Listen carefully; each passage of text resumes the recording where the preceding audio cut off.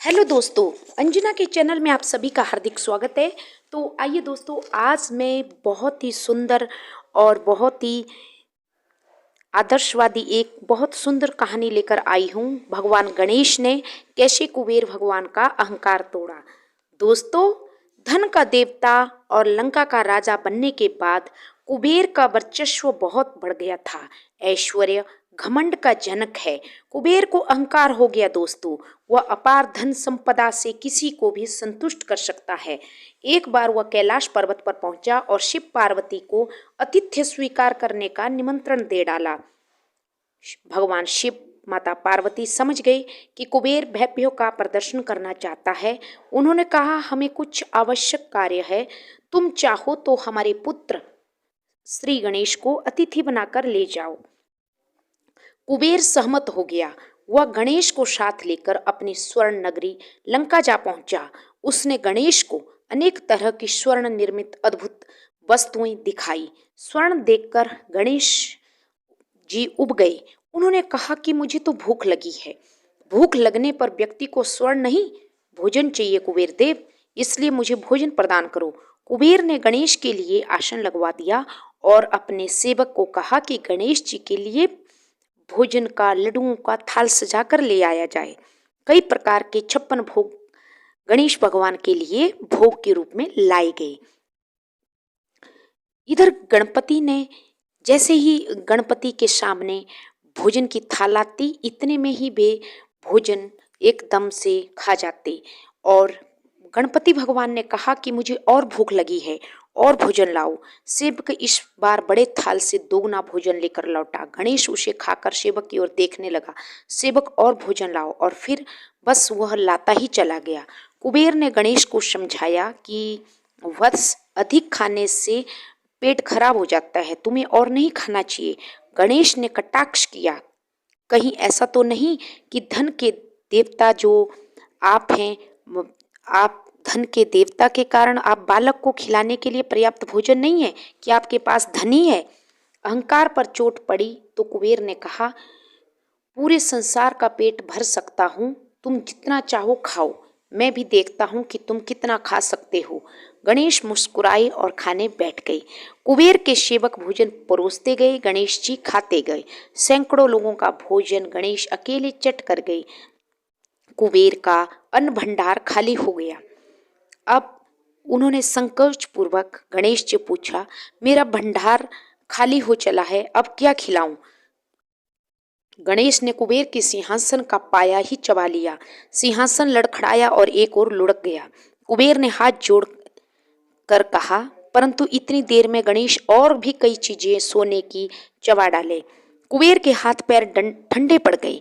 वह कैलाश पर्वत की ओर भागा और शिव पार्वती के सामने गिड़गिड़ाते हुए, गणेश ने मेरा अन्न भंडार खाली कर दिया है, लेकिन उसकी भूख शांत नहीं हुई।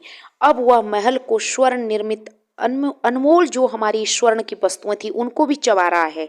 मैं समझ चुका हूँ कि आपने और गणेश ने मेरा अहंकार दूर करने के लिए यह लीला रची हुई है।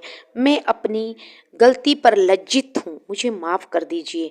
तब पार्वती ने कुबेर को एक मुट्ठी चावल दिया और कहा कि गणेश को अहंकार पसंद नहीं है।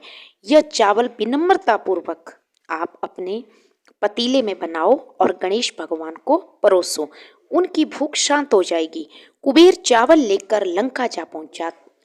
तब तक गणेश बहुत सारा धन और सामान खा चुके थे।